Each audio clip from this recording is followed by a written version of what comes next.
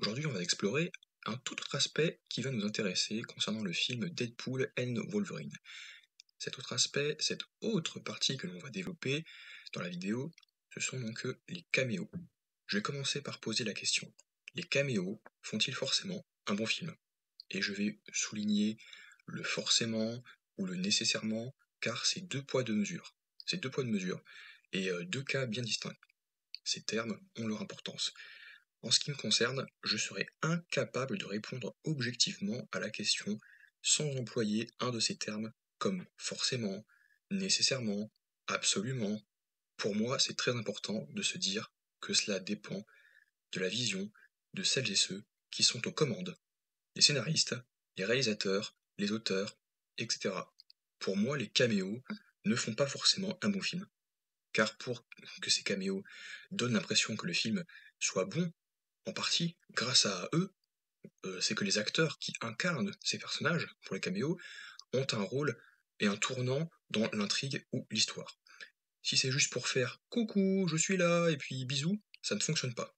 En revanche, si les caméos ont un rôle bien défini et aident même pour une minute dans le film, ils apparaissent que 30 secondes, mais au moins ils ont fait quelque chose et puis ils ont fait avancer l'intrigue, ça peut marcher. Il faut aller plus loin.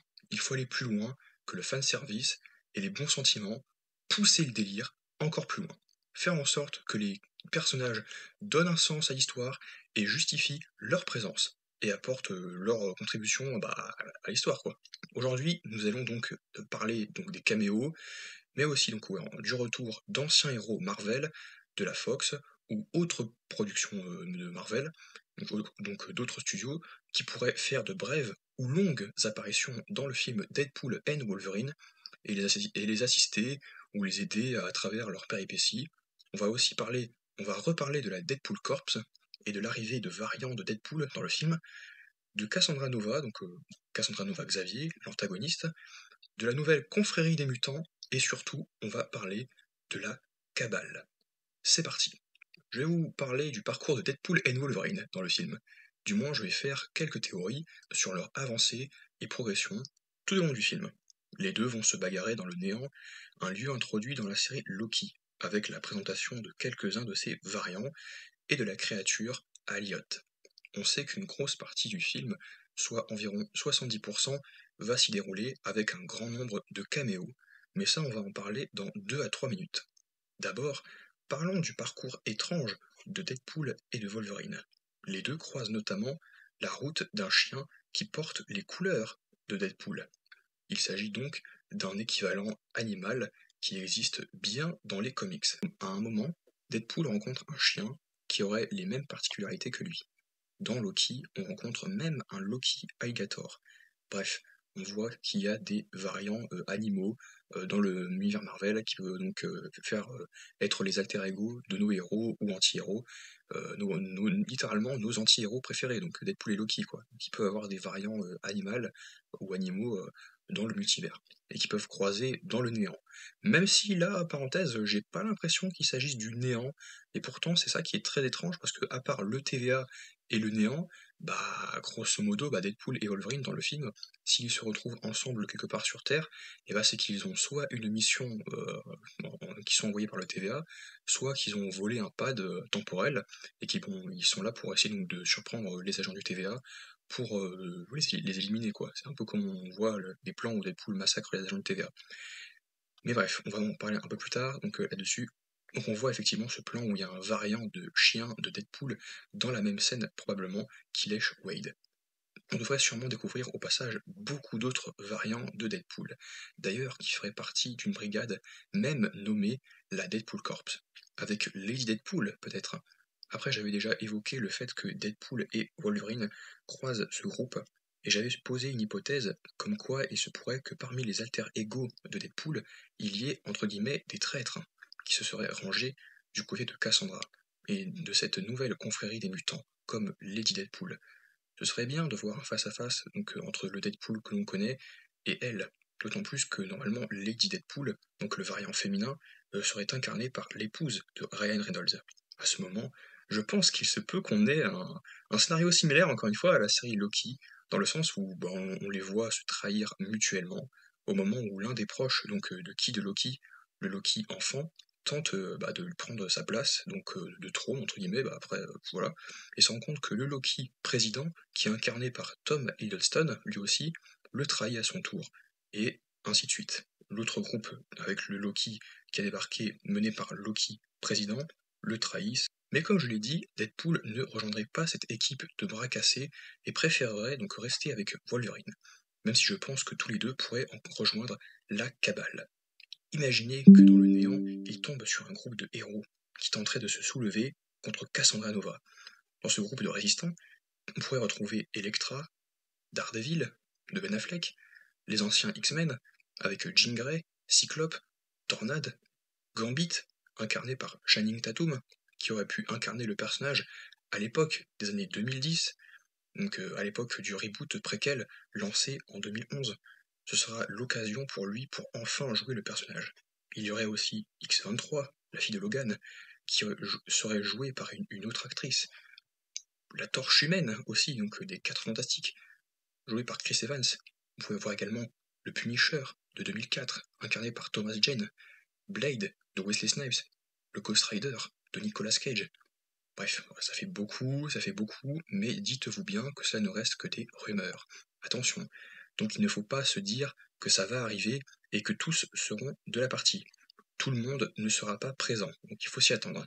Et même si tout le monde est présent, encore une fois, normalement, ce ne serait que des caméos. Et on va y revenir, mais voilà, pour revenir donc à la question, les caméos font-ils forcément un bon film? La réponse est non, encore une fois.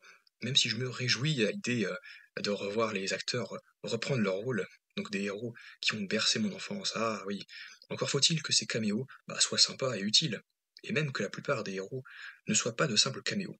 Je m'explique, parce que car caméo implique que les personnages ne feraient que de courtes apparitions, un peu comme à la Stan Lee. En revanche, si les héros font leur retour pour un film, mais pour aider Deadpool et Wolverine, et renverser Cassandra Nova, qui voudra certainement balayer ce groupe de résistants, là j'aime bien. Là j'aime bien. De plus, on devrait peut-être avoir un sorcier mystique dans la cabale. Imaginez que ça soit ça. Parce qu'en effet, dans le trailer, les deux protagonistes se précipitent à travers un portail mystique à la Doctor Strange. Un portail qui est ouvert dans le repère de Cassandra Nova Xavier, qui est le corps ou le crâne d'un Giant Man décomposé. Peut-être qu'à ce moment-là, Jean Grey, par exemple, sente que Deadpool et Logan sont en difficulté face à Cassandra et qu'elle somme au sorcier, que ce soit un variant de Strange ou de Wong, ou autre, d'ouvrir un portail pour les aider à s'échapper. Peut-être que la cabale va lancer une offensive contre Cassandra et essayer de pénétrer le Giant Man mort qui est devenu une véritable forteresse. Dans le trailer, à un moment, on voit un boom, une explosion, et on reconnaît les mains géantes d'Ant-Man que l'on revoit à la fin du trailer. De plus, on voit 4 gardes postés devant ces immenses mains qui se retrouvent propulsés. Imaginez qu'à ce moment-là, Elektra, jouée par Jennifer Garner, Johnny Storm, joué par Chris Evans, Gambit, joué par Channing Tatum, Scott Summers, alias Cyclope, et Jean Grey, etc., se soulèvent contre Cassandra et sa confrérie de mutants composée de Dents de Sabre, Azazel, Todd le Crapaud, etc. Imaginez qu'ils lancent un assaut puis une charge contre eux. Moi je vois bien, par exemple, la torche de Chris Evans jouer les éclaireurs et espionner la confrérie grâce à sa capacité de voler dans les airs. Bref, j'aimerais qu'ils donnent de l'importance à ces personnages, et que l'on ne les appelle pas des simples caméos, car la définition, encore une fois, même d'un caméo, c'est une apparition brève et un passage restreint, pour ne pas dire expéditif. Donc il n'aurait pas de grande importance, quoi. Ce serait juste pour dire, vous vous souvenez des premiers X-Men, des 4 Fantastiques, avec Johan Gruffudd et Chris Evans? Ah, vous vous souvenez? On est là, coucou, allez, salut! Et c'est pas ce que je veux, moi. Ils ne sont pas obligés d'apparaître 1 heure ou une demi-heure, mais au moins 8-10 minutes, quoi, 10 à 15 minutes dans tout le film. Pas 10 à 15 secondes. Sur 2 heures environ, c'est déjà bien, 10 à 15 minutes. Ce serait grave intéressant de voir Jean et Cyclope, voir différents points de vue, voir qu'ils connaissent le multivers, alors qu'ils ne le connaissaient pas à l'époque de leurs films donc en 2000, mais comme ils sont dans le néant ou dans le void, ils ont forcément rencontré le TVA, peut-être qu'ils ont réalisé qu'il y avait donc un multivers et qu'il y a des conséquences, les Nexus. Ça serait sympa de voir leur point de vue. Encore une fois, ce serait grave intéressant de voir une Jean Grey et un Cyclope retrouver Logan en se disant mais Logan, mais t'es pas mort hein. Et Logan dire Scott et Jean mais vous n'êtes pas morts, vous tous, hein, comme cela. Et ainsi, cela confirme que ce groupe de mutants, que ce petit groupe de mutants que l'on voit, que l'on verrait, viendrait d'un autre univers, autre que celui de Wolverine. Ce serait assez fin quand même, de faire comprendre sans insister qu'ils viennent de différents mondes, différentes réalités, différentes branches, et comme ça, ils ont pas vécu les mêmes histoires, quoi. Ce serait intéressant, quoi. Parce que comme ça, ce serait ni les personnages qu'on a connus dans les années 2000, mais malgré tout, ce seraient les mêmes acteurs. Parce qu'on sait que, de toute façon, Hugh Jackman revient, non pas pour incarner le Logan des 9 films qu'on ait vus, avec lui dedans, parce qu'il n'est pas dans Dark Phoenix, donc c'est pour ça, mais un variant, quoi, un variant multiversel. Donc ceux qui râlaient en mode ah mais non mais Logan est mort, donc là ils vont le ramener, ça veut dire que tu peux ramener Iron Man, Black Widow, donc il n'y a aucune importance, aucune conséquence. Bah si, il y en a, ces personnages-là ils sont morts, on va juste voir leur double. Après il y en a qui vont dire ouais mais c'est tout comme, les acteurs peuvent revenir, donc ouais mais ce sont pas les mêmes versions. Bref, ça sera assez fin quand même. Vous avez littéralement un bac à sable monstrueux, un potentiel de fou furieux, pour rendre hommage aux films de la Fox, pour leur dire adieu et leur donner un ultime rôle à remplir dans une production Marvel. Allez-y à fond et faites-les se battre contre les mutants de Cassandra Nova qui se déchaînent et qui se mettent sur la tronche, quoi. Pitié, allez-y, pitié. Sincèrement. Sincèrement, la hype commence petit à petit à baisser de mon côté à ce propos. Je deviens davantage sensible à ce genre de contextualisation de propos. Donc j'aimerais que tout ce que j'évoque puisse vraiment se concrétiser.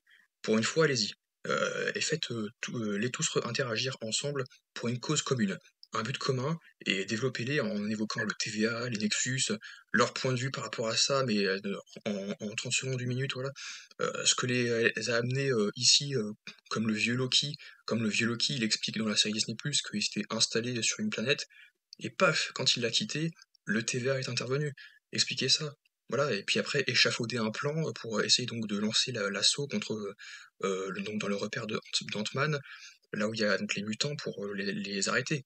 Parce qu'apparemment, s'ils ont pris un territoire et qu'ils ils veulent balayer donc tous ceux qui sont proches de son territoire, peut-être que c'est le moyen donc de lancer une attaque contre Cassandra Nova, quoi.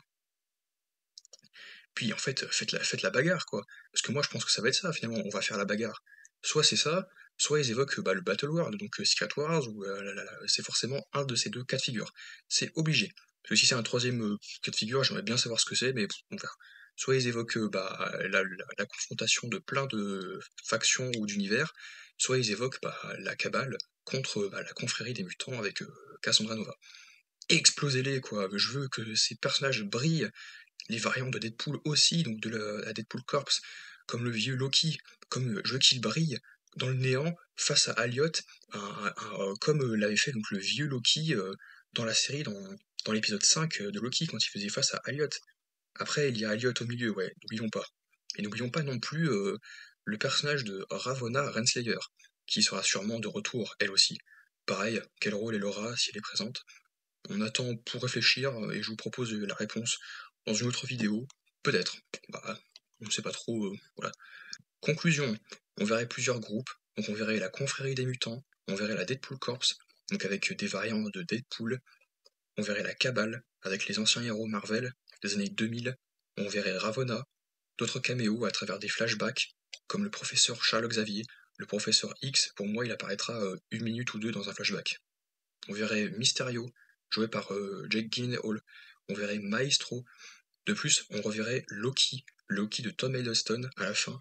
Car si Wade et Logan débarqueront au sein de notre univers 616 avec les Avengers, ce sera sûrement par le biais de notre bon vieux dieu des histoires.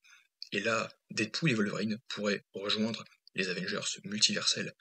Tobey Maguire, Robert Downey Jr., et avertir les héros des incursions et des dangers au fait que des univers entrent en collision avec d'autres. Ramener bon nombre d'acteurs pour rejouer d'anciens super-héros va vous rapporter de l'argent. Capitalisez là-dessus à mort. Capitalisez là-dessus pour sauver Marvel. parce que The Marvels n'a pas été un carton. Donc là, Deadpool et Wolverine va remonter la barre. Mais justement, donnez de l'importance à ces personnages. Donnez de l'importance et faites-les se battre comme contre les antagonistes. Donnez un sens à leur retour, au-delà de l'hommage et du fanservice. Dépassez ça, surpassez ça. Comme ça, on s'attache davantage à eux et on les accompagne et soutient d'autant plus. Bref, j'aimerais voir tout ça. Donc n'hésitez pas à me dire ce que vous avez pensé de cette vidéo et on se retrouve à très vite pour une nouvelle vidéo en ma compagnie.